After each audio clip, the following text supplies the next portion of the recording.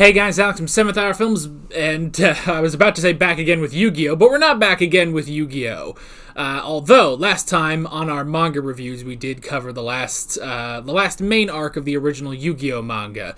However, we're not doing anything Yu-Gi-Oh! Related today. Today, we are going to be covering the first arc of Sailor Moon. This is chapters 1 through 14, which are the Dark Kingdom arc. Yeah, isn't this pretty interesting? I guess maybe slight lead into this. Long time ago, I watched the first episode of Sailor Moon, the anime, and I didn't get into it really. I was like, okay, that happened. She's sort of a reluctant hero who doesn't really want to do this, and then a talking cat makes her a hero, and then she throws a tiara, and then that's that. It didn't really hook me to watch more episodes of Sailor Moon, but then I was, deciding to do these manga reviews, and I was like, you know what? Let me see if the manga is any better. Let me see if I can get hooked on the manga of Sailor Moon, and sure enough, I have now been hooked on Sailor Moon. As the Bare Naked Ladies say, I'm going to get in tune with Sailor Moon. Although, as you'll come to find out in this review, I would actually rather get in tune with Sailor Mercury, but we'll get more into that later. We're going to be reviewing the first 14 chapters of the Sailor Moon manga. Then next time around, we'll do the next arc, and so on and so forth until we get through the whole manga, obviously. This is going to be a bit different from my Yu-Gi-Oh! Manga reviews. If you have been watching along with those, you'll know that for those videos I went chapter by chapter. I decided not to do that because if I do that, we're going to be here for 8 hours, because these are actually, despite the fact that I'm actually reviewing like 6 less chapters than I did in those Yu-Gi-Oh! Reviews, like, for those Yu-Gi-Oh! Reviews, I went chapter by chapter for 20 chapters in a video. This one is only 14 chapters, but there is so much more in these. Like, these are some packed chapters, man. Packed chapters is also the next name of my next garage band, just so you know. Anywho. But yes, so we're not going to be going chapter by chapter because that would just be ridiculous. Instead, I've actually made a concise version of my notes that will go pretty much character by character. We'll go over the stuff I like, stuff I didn't like, and there are things that I didn't like in this. But we'll talk about them, and yeah, you'll get my thoughts. As per a review, you will get what I think of this manga. So, let's go ahead and jump right into my concise Dark Kingdom notes. The first thing that I want to talk about is our main character, Usagi, Sailor Moon.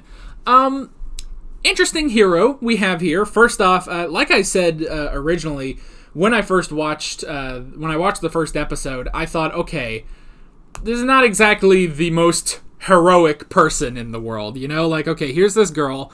She's kind of a klutz, she kind of wakes up, she wakes up late for school and all that stuff, and then she becomes Sailor Moon after saving one talking cat, Luna, and then it's interesting because it's like, okay, in normal stuff, you would have our hero, and they become the hero, and then they go and they're a hero.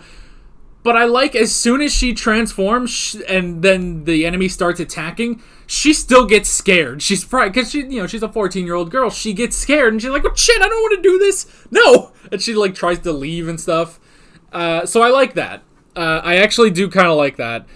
It's very funny. Honestly, I do like Usagi as our main character. She's very, very funny most of the time, and we'll get to more of that later. So I do really like that. And yeah, for her first fight and stuff like that, it was okay. She didn't really do a ton. I actually wrote down later on, she does get a little better with her fighting. Like, she starts, using different powers. At first she just uses the tiara, which actually, I should say that after reading these chapters, I actually am going back and watching the Sailor Moon anime, and I'm about 4 episodes into it right now, and it's getting a little ridiculous already just how many times she'll throw that friggin' tiara. I like that at the very least in the manga she does a bit more than that. Now granted, I don't know, I'm not even to Ami yet in the anime, so I'm still like churning through filler, but still. But she does get better stuff. I like the moon healing that she does. I like she can just disrupt the enemy's plans at any time. It's like, oh no, one of the ites is, draining all the energy. She just gets her fucking stick and moon healing escalation, bada bing, bada boom, there you go. All healed. So I do like that. And she does have, I can't remember like what chapters these are in, but she does have this like, what is it, a moon twilight beam, which I thought was pretty cool. And I also wrote down she kicked something once. I don't remember what chapter that's in, but she did kick something once. That might be in the Sailor Mercury chapter. But she did kick something, and I approve of that. For how many times I just say, oh man, just kick him, just do something. I did really like that. Another interesting thing about her powers, I like the transformation powers, actually. Not just the, the makeup, and that's how they, get into the sailor suits. I like how, just immediately like, oh, you can just transform into like anything. Like she becomes a nurse at one point.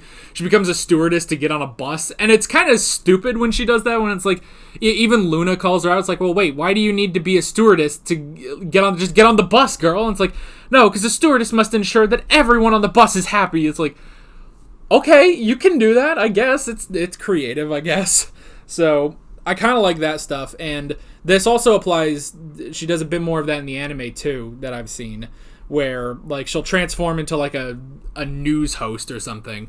There is one time though where it's kind of weird. I think it's when she goes to the masquerade in chapter 4, and she uses the transformation power to get this lovely dress, but her father is also there, and looks at her and is like, oh, that girl looks like Usagi. Well, maybe that's what Usagi will look like when she grows up. And it's like, wait, did the transformation power actually age her? That's something that like wasn't fully explained, but that's okay. But overall, I think Usagi is actually a really fun hero, a fun protagonist for the most part. And again, we'll get to that. We'll get to that later. Next up on the notes, let's talk about Ami. Let's talk about Sailor Mercury. My beautiful, beautiful girl, Ami. Almost immediately, I liked her, and within 5 pages, she became best girl for me. And some of you guys know that if you've been following me on Twitter, I've kind of been doing a little gushing for Sailor Mercury, but honestly, it's like, I really do like her. Interesting thing, so the way she's introduced, I thought was really interesting, where they say, oh, she's like the smartest girl in class, basically. Smartest girl at the school. And nobody really talks to her because they say, oh, well, she's really cold. But then Usagi, well, first off, Usagi's like, oh, she's smart? Well, good, I can use that to my advantage and get better test results, which I love that. I love that that's Usagi's first thought about that. But then she goes over and then starts talking to Ami, and Ami's just this perfectly nice, fun girl. And then they go to the arcade, they play video games, they're both really good, and they have fun. And it's like, oh, what was this whole thing about Ami being cold? Like, no, if you just fucking talk to her, it's like she's probably just a normal girl. The only reason she seems cold is because none of you assholes are talking to her. So I thought that was really interesting. And then I also did like how just immediately we get other sailors, because again, to kind of compare it, even though I watched this later, in the anime that I'm currently watching, again, I'm 4 episodes in, and I'm not to Ami yet, I have no idea when she comes in, if she's like episode 10 or something. I know that the first season of Sailor Moon equates to the Dark Kingdom arc, but it's 46 episodes long. That's almost as long as Stardust Crusaders, for God's sake. And so I'm so glad I'm not reacting to it, because I would be struggling. Like, it would be a long-ass show, and there would be so much filler. Meanwhile, Chapter 2, you get straight to Ami, So I really do like that. So, yeah. And then I like, again, just immediately like, okay, we have Sailor Moon, now we have to find the other sailors, the other Sailor Scouts, I believe is what they are technically called. So I like that, and then the whole plot around that chapter with, oh, they use the disc to drain energy. I don't care. We'll get to the villains later, but I'll just go ahead and tell you they're some of the most boring villains I've ever encountered. But then we do get Ami becoming Sailor Mercury, and honestly, because they frame it like, there's this mist that's happening, and Sailor Moon's like trying to do stuff, and then the mist basically dissipates, and Ami is just there in her sailor outfit. And to be honest, like, my heart like exploded at that point, because I had already started to like Ami at that point. I was like, oh man, I really like this girl. Like, she kind of reminds me of like Yaoyorozu from My Hero Academia. And I was like, oh man, I really like Ami. And then she just shows up in this cute sailor outfit. I'm like, like my heart just exploded. So, but yes, she is Sailor Mercury. She has the power of water and wisdom. Now they'll say a bit later that I guess part of what makes these girls sailors is that before they became sailors, they still sort of had powers. Like, for Ami, she was really smart, so that equated to Sailor Mercury's wisdom. For Rei, they say that, her being in tune with, or her being a shrine maiden and, being able to sense, omens and stuff, that relates to being Sailor Mars, which is interesting. So, that stuff is interesting. Sailor Moon kind of gets none of that. She doesn't really get any sort of powers like that, but interesting thing that Sailor Mercury is water. I thought that was very interesting because that's not what I would equate with Mercury. Like Mercury, Mercury, the substance is more, is sort of liquid metal. But Mercury, the planet, it's the closest planet to the sun. It's the second hottest only because Venus has its own stuff going on. So, and then I also thought, Mercury, let me think about, the Roman god Mercury. And it was like, no, the Roman god Mercury equates to the Greek god Hermes. So what on earth does that, or what on Mercury does that have to do with water? So I thought that was kind of strange. But still, I like Sailor Mercury. I actually did post on Twitter, she has this water power. At one point she says, I will douse your heads, your evil heads, or something like that. And I tweeted, I was like, is she gonna fucking waterboard some people? Maybe I didn't tweet that, but I wrote that down in my notes. Fucking Sailor Mercury's about to start waterboarding people. This girl's hardcore, actually. But yeah, I thought that was really interesting. And then I think what I actually tweeted was, I'm waiting for Sailor Mercury to go all out lapis lazuli and just decimate people, I just want that, But I want a lot of things from my best girl now. So she's definitely best girl. Also, she started asking questions. Immediately after becoming Sailor Mercury, she started asking Luna a bunch of questions about what the hell is going on. And those are 20 more questions than Usagi ever asked. So immediately, Ami, best girl, super crush, ultimate waifu. So yeah, let's move on. Now for the next two sailors, I don't have a ton to say about them. So let's start with Rei, also known as Sailor Mars. So first off, we're introduced to her with the Devil's 6 o'clock bus, which is a kind of goofy name, but it was interesting. And obviously the Devil's 6 o'clock bus is supposed to be one of the ites that, takes humans for the energy for Queen Beryl and stuff like that. Which is interesting. I like that Sailor Mars is the power of fire. I thought that was really interesting. And again, I think at one point she just says, I'm going to burn you. Oh shit, she's fucking about to start burning bitches alive. Jesus Christ. They're also hardcore, Ami and Rei and, all of them are so hardcore, and then Usagi's just a klutz, I just kind of found that interesting. And even just with their powers, Usagi doesn't have that much offense, like the others do. And so I did like her introductory chapter, and I like that she was different. It's she goes to a different school, she's this shrine guardian or shrine maiden, which I thought was really interesting. I also she just has a pair of crows that she could just sick on people. I thought that was interesting. She also has her evil spell dispersal thing. So she honestly probably has the best arsenal out of all of them. But other than that, I hate to say, but she doesn't really make too much of an impact.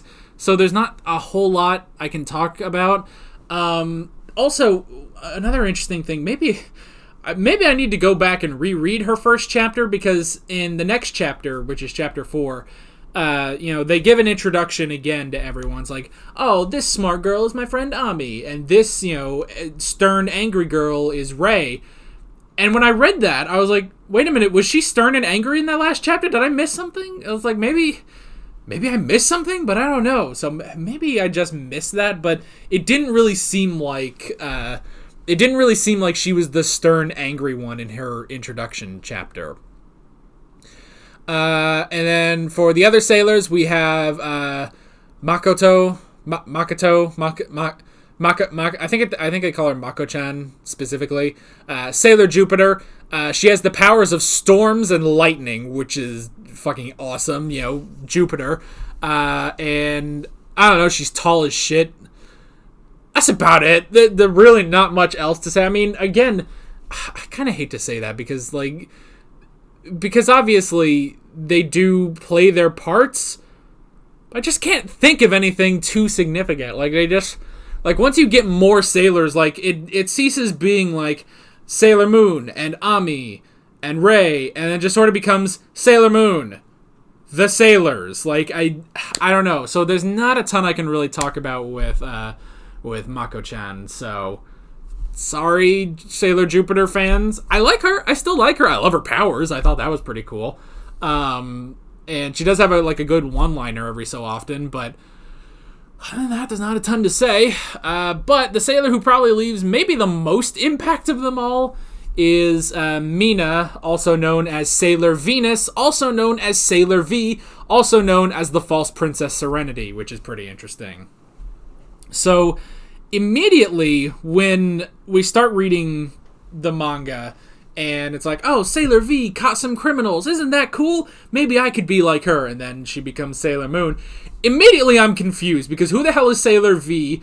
What is her purpose? Is she like Sailor Moon? I start questioning everything immediately about Sailor V.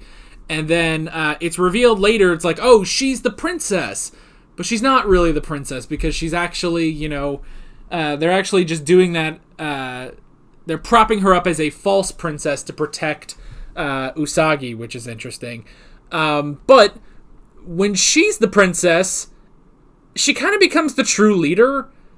And even afterwards, she's kind of more of a leader than Sailor Moon is. There was one point where it's I think this was before we met Sailor V officially, but they say it's oh, yes, you all need to train your sailor powers, and Usagi needs to train the most of all because she's the leader. And it's is she? She's kind of the least involved. She wants to go and play a video game while everyone else is strategizing,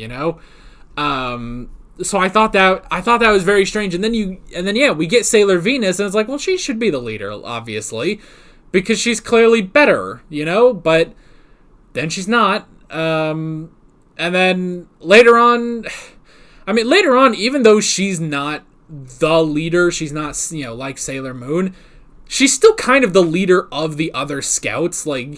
She gets the sword and all that stuff, which is interesting. I do like, though, when they show off her being a bit of a klutz, too. She drops the sword on the floor and it chips everything. And it's oh, dang it, I screwed up. And it's okay, she's kind of turning into the new Usagi, So I did kind of like that. But then, yeah, she's the one who mainly uses the sword that they got. So honestly, she seems like the most experienced of all of them. Which, she is. She's been doing this longer, but still. It is one of those things where it's okay, she's not the true leader. Sailor Moon is the true leader. But she acts a lot more like the real leader. And she also has a video game, which somehow trains Usagi. I'm not sure how that works. But yeah. Oh, goodness, are we here? Oh, fuck, we're here. Okay, let's talk about what I didn't like in this arc. Let's talk about the biggest drag on the Dark Kingdom arc. Mamoru Chiba, also known as Tuxedo Mask, also known as Prince Endymion. This guy is so useless he ruins every chapter he's in, to be honest. And that is an exaggeration, I will admit, because he's in a lot of fucking chapters. But every time he shows up, he contributes nothing. And then Usagi just starts making goo-goo eyes at him. And it's so boring. And he is so useless. So, the best moments for him are when he's actually, like, bickering with Usagi, because then that's when Usagi gets to be funny again. When they're, yelling about, dumpling head and stuff like that, like, that shit's funny. Like, I like that stuff when they're, like, bickering at each other. But she likes Tuxedo Mask. I guess she specifically likes Tuxedo Mask, not... she doesn't care too much. I mean, she later cares for him. I can never pronounce his name. I have it right in front of me. I can't pronounce it, though. Mamoru. Can we just say Chiba and we all know who we're talking about? All right. It's his, secret identity. Or I think they might call him, like, Mamo-chan. So. So, yeah. She has a crush on Tuxedo Mask, but not him. But then it's revealed that he is Tuxedo Mask, so she has a crush on him. And it's a crush. She plays it off like she's in love, but it's a crush. Because they don't have good interactions. Like, I can't explain this, but their romance is frankly awful. And I can't stand anytime the two of them are in the same scene together, And then suddenly, Usagi and Mamo-chan are the reincarnations of Princess Serenity and Prince Endymion.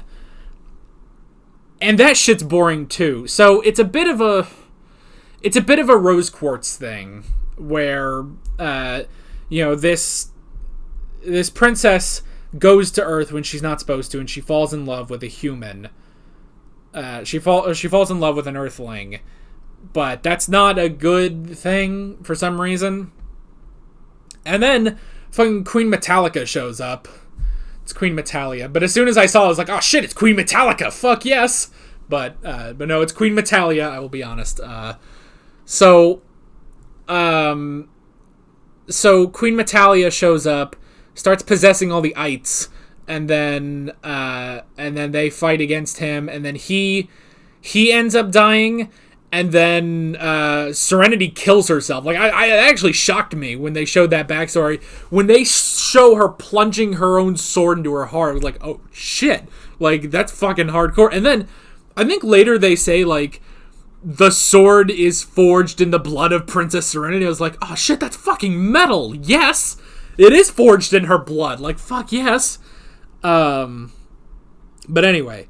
But yeah, so it's a bit of a Romeo and Juliet. She killed herself after he died, and so Queen Serenity had to seal away Queen Metalia, but she couldn't destroy Queen Metalia. Now they're all back, and because of this, Sailor Moon Usagi is super in love with Endymion, and it's just fucking boring. Like, how many chapters is this? Like, well, it's a lot. It's fucking a lot. Chapter 9 is when we get the backstory on Princess Serenity. And then he's, like, taken... Tuxedo Mask is, like, taken, and he's just fucking dead. But he gets taken, and then Usagi is just in a funk for, like, a lot of the remaining chapters, where she's just in a funk, like, oh... if only Tuxedo Mask was here. And I just don't buy their relationship at all. Like, to where she's in a funk, She's fucking down. She's not fun anymore.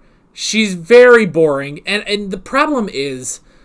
the biggest problem is that I didn't like Tuxedo Mask anyway. Like, he would show up, do nothing... and then it literally is the meme of, my work here is done. You didn't do anything. And then he just, leaves. But that is literally what he does. And like I said, I'm watching the anime right now, and he does slightly more in the anime, where, at least in the first couple episodes, where he's at least throwing a friggin' rose at the villain, and then he leaves. He's still very useless, though. But I don't like him. I don't like him at all. And so because Usagi, who was a really fun main character, like, throughout, a lot of those chapters, I was like, oh, you know what? I really like Usagi. She's funny, she's an atypical hero. Like, she doesn't really want to do this, but she does. She tries to help in her weird way, and she's recruiting all these others, and she's still, a klutz and everything. All of that is gone once the backstory is revealed, and it's so boring. So boring. I don't like Tuxedo Mask in the slightest. He's annoying, and he's a drag on Usagi. And then, now to his credit, he did one thing. He got piccoloed, where something was about to kill Sailor Moon, and he dove in front and died instead.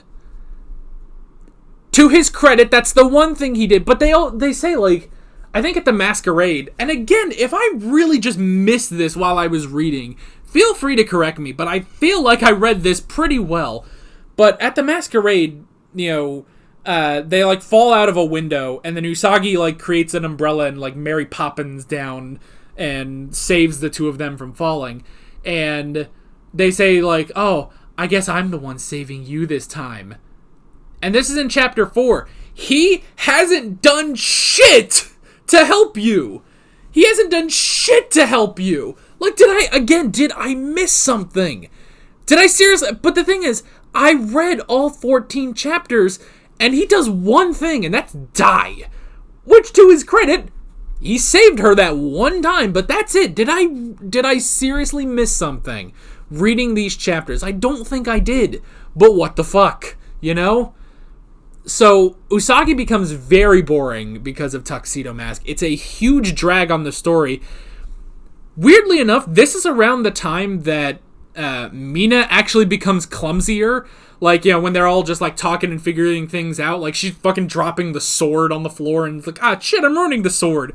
And she's becoming, like, clumsier and goofier. I'm like, are they trying to make her more like Usagi? Because that is shit Usagi would have done, But she's not doing it right now because she's fucking crying over her boring ass boyfriend. Fuck it. I genuinely don't like Tuxedo Mask. That said, I'm hoping that this is just in the first arc that I have this problem. And it is a drag on the Dark Kingdom arc. But I'm hoping that this is going to resolve itself in the next few arcs. I haven't started reading the next arc yet at time of recording this. But the thing is, I have to suspect that the next 4 arcs are not going to be centered around him. Because that's the problem, is that he is so goddamn boring, and the plot revolves around him. So that's a problem.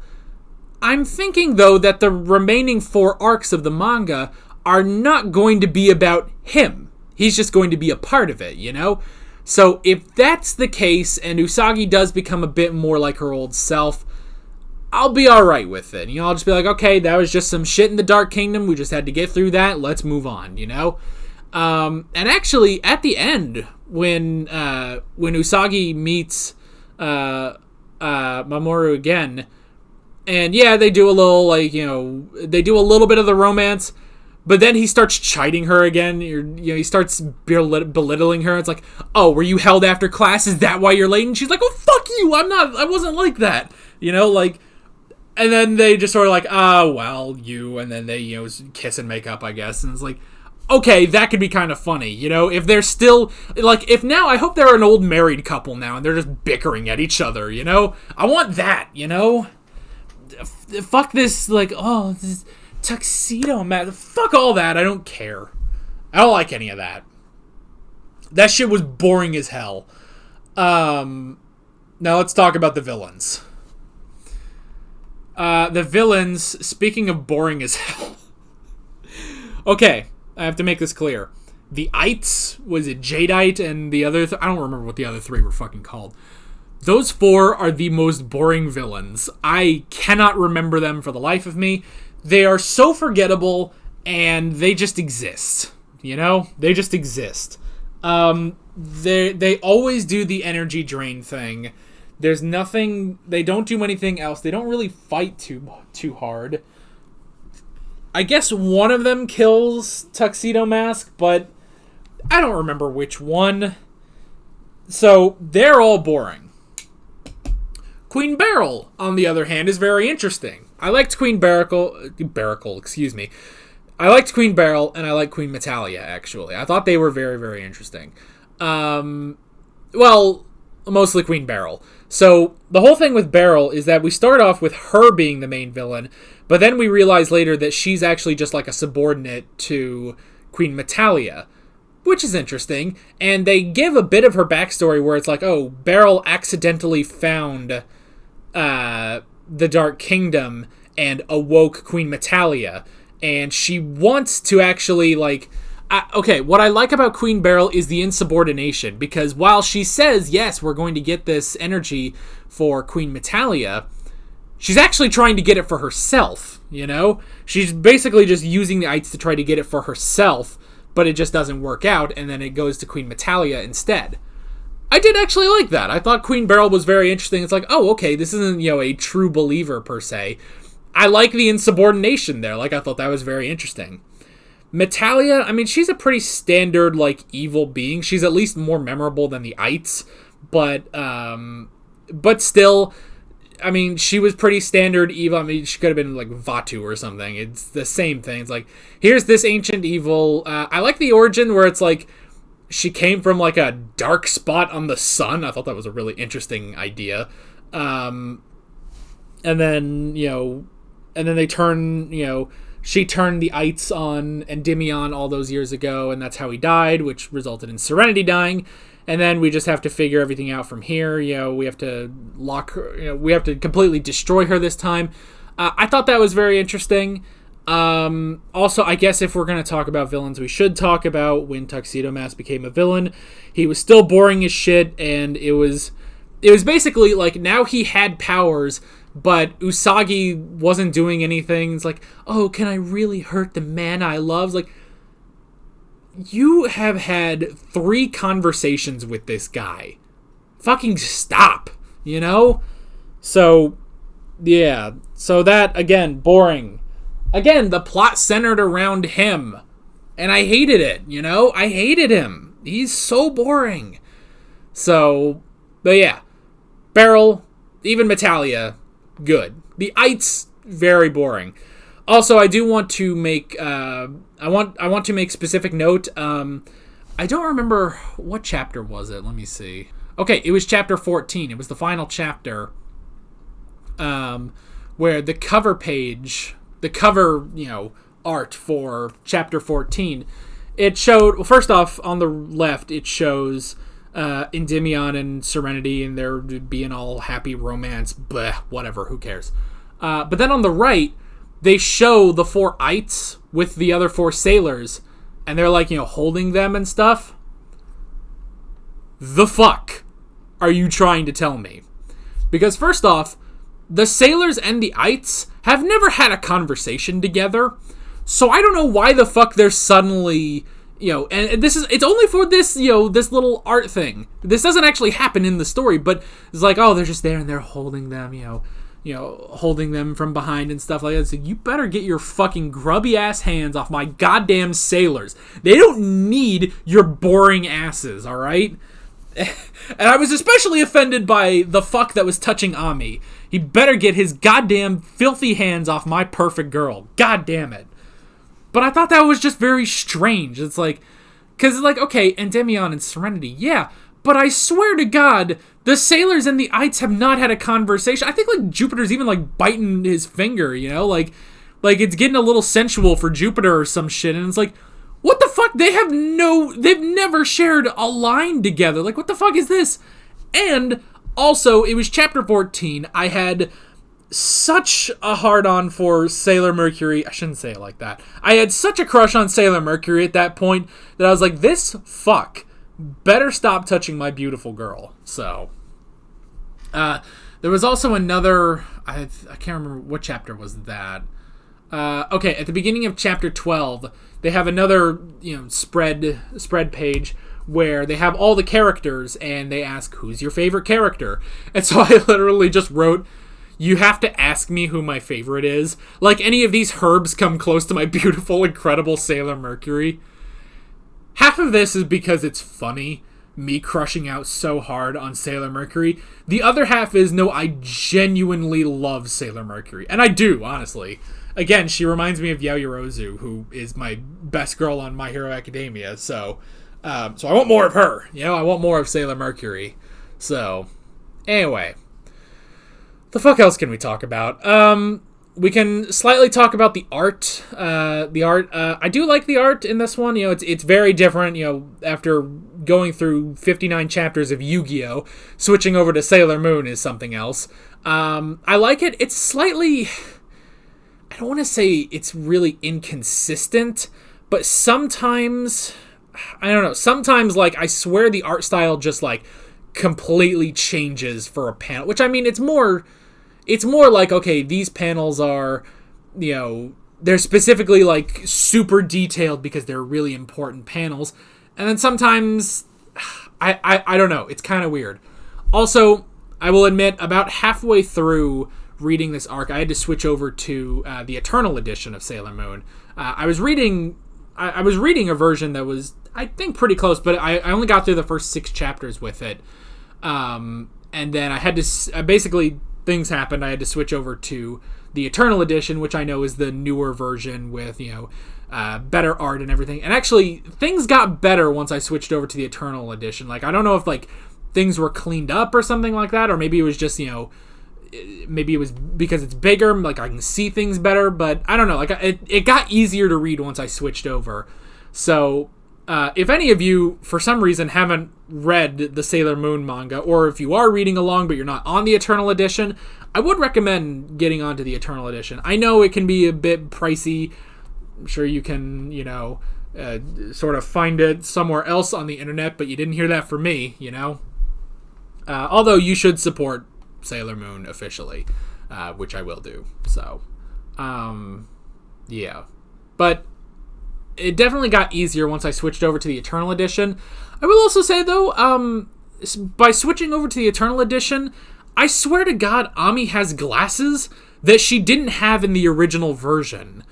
I swear the Eternal edition adds glasses to her, which just makes her 1,000,000% more cute. But still, I just started noticing that, immediately when I switched over, it's she's just in her normal schoolgirl outfit, and she has glasses, and I'm like, wait, she hasn't had glasses these first 6 chapters. What's happening?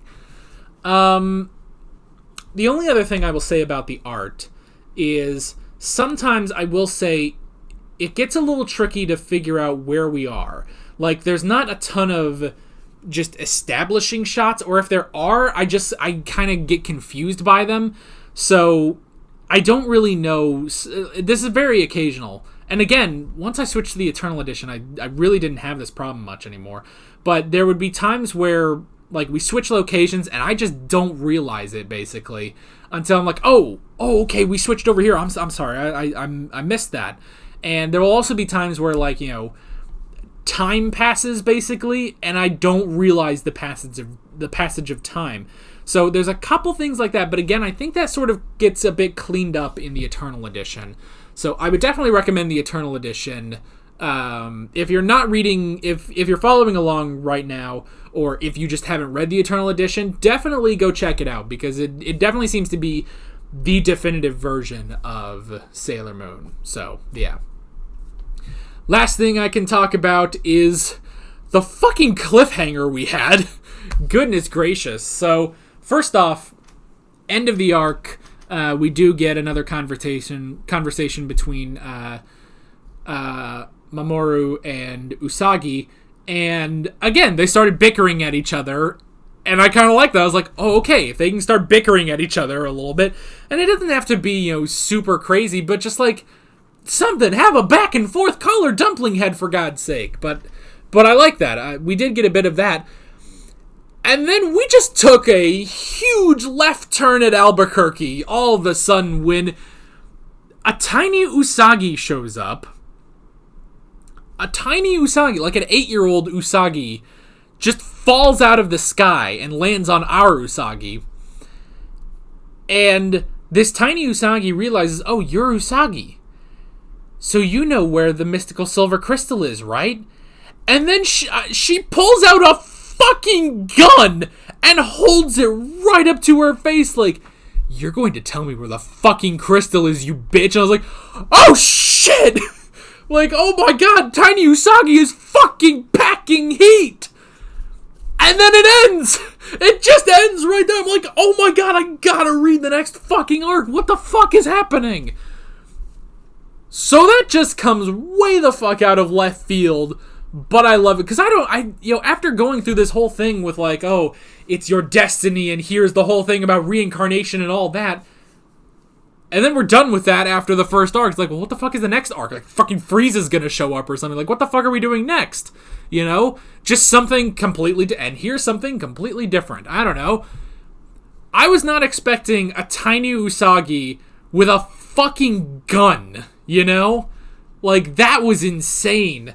So, this gave me hope for the next arc, which I believe is called the Black Moon arc. Because again... I'm hoping that Tuxedo Mask will get more interesting. Really praying on that one. And the tiny Usagi thing came so far out of left field. It went so far out of left field that it has circled the earth and gotten back to the right side of the field, you know? So, that was awesome, and I am so in for it. So yeah. Join us back in 2 weeks where we will be going over the second arc. What chapters are those specifically? Next time we'll be taking a look at chapters 15 to 26, which is the Black Moon arc. And then we're actually, the week after that, 1 week after that, we're going to be doing something a little special. Maybe a bit of a reaction for Sailor Moon. But yes, next time, chapters 15 through 26, the Black Moon arc. Final thoughts on the Dark Kingdom arc. It was really good. I really enjoyed it, and I really like, most of our main characters. I just think that Tuxedo Mask is boring as shit and is a drag on this fucking on this manga, because he is a drag, because he takes away any character that Usagi had, So here's hoping that things with them are a little bit better, but overall, I mean, again, I still liked Queen Beryl and Queen Metalia, and I did like all the Sailor Scouts, so I'm looking forward to more with them. Just maybe a little less of Tuxedo Mask being part of the central plot, please. For the love of God. I guess that's basically that. I keep thinking of, other things to say, oh, well, I didn't really talk about Luna. Luna was there. I mean, she was interesting, an interesting mentor, and I like how, even things were, a mystery to her, too. But other than that, there's not too much else to say. Hopefully we do get a bit more of Sailor Jupiter and Sailor Mars so that I can talk a bit more about them and not just have my, my crush for Ami just take center stage like it did here. My crush for Ami and my hate for Tuxedo Mask. Yeah. So, we'll have to see. I'm definitely curious to see where we're going next time. But that is basically it. With all that being said, I'm Alex from 7th Hour Films, and I will see you guys next time for the Black Moon arc. See you guys there. Alright guys, thanks for watching this video. If you want to watch more of my Sailor Moon videos, even though this is the first one, you can click on the playlist, you can subscribe if you haven't done that already, and be sure you hit that notification bell. You can support me on Patreon and follow me on social media, links below in the description. See you guys later.